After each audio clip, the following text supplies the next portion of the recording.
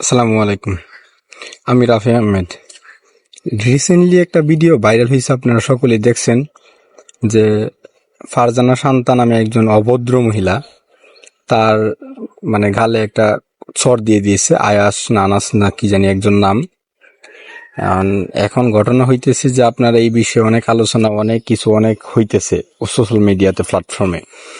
এই মহিলাকে কেন হাত দেওয়া হয়েছে শরীরে বা গায়ে গায়ে কেন হাত তোলা হয়েছে, এই বিষয়ে নেগেটিভ সৃষ্টি করতেছে একটা দল।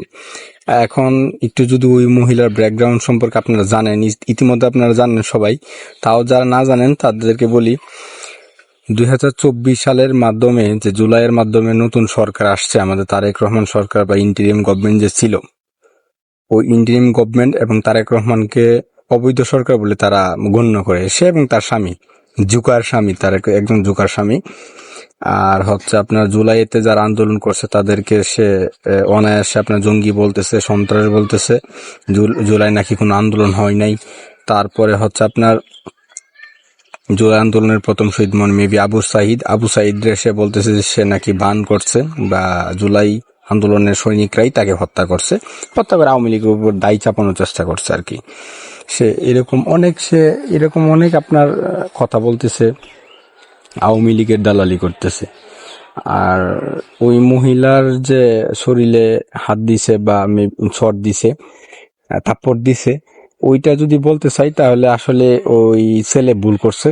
কেমনে ভুল করছে? ওই ছেলের পায়ে জুতা থাকতে হাত দিয়ে ওকে চড় দেওয়াটা আসলেই জঘন্যতম অপরাধ হয়েছে। পায়ের জুতা দিয়ে বাড়ি দেওয়া দরকার ছিল। একটা বেয়াদব, একদম একটা নষ্টা মহিলাও আপনার কি বলবো, বলার ভাষা নাই। শহীদ শরীফ উসমান হাদি, তাকে সে জঙ্গি বলতে সে, আরে ভাই, শহীদ উসমান হাদির রাজনৈতিক আদর্শ কারো যদি ভালো না লাগে, লাগতেই পারে, তাকে তো সরাসরি জঙ্গি বলার তো কোনো রাইট নাই। তো আসলে এইগুলা চর্চা করতেছে বর্তমান সরকার। স্বাধীনতা গণতান্ত্রিক স্বাধীনতা চর্চার নামে যে আইন দেওয়া হয়েছে, ফারজানা শান্তা মনে হয় আইন অতিক্রম করে যাইতেছে। ইভেন তারেক রহমান সরকারকেও বলছে সে অবৈধ। সে বলে তার স্বামী বলছে, জুকার স্বামী। সে আবার নতুন করে মেবি রাজনৈতিক কোন একটা প্ল্যাটফর্ম খুলছে, সেটা হচ্ছে আপনার কি নাম দিল, বাংলাদেশ কি জানি নাম। যাই হোক, একটা কুলাঙ্গার মহিলা, এটা খুব ও লজ্জা শরম হায়া বেহায়া কিচ্ছুই নাই ওর, বাজে একটা মহিলা। ওরে আসলে আরো পিটানো দরকার ছিল। ওরে মেবি আমি মনে করি যে ওরে যদি মানুষ পায় রাস্তাঘাটে, ওরে গণপিটনি দিবে। তাও তো ওই ছেলে একটা থাপ্পড় দিছে, ওরে গণপিটনি দেওয়া দরকার। ও আপনার সবাইকে জঙ্গি বলে, সবাইকে সন্ত্রাস বলে, ওই ভালো মানুষ। আওয়ামী লীগ দালালি করতেছে দেশে দেখে দেখে, ওই ভালো, আর কেউ ভালো না।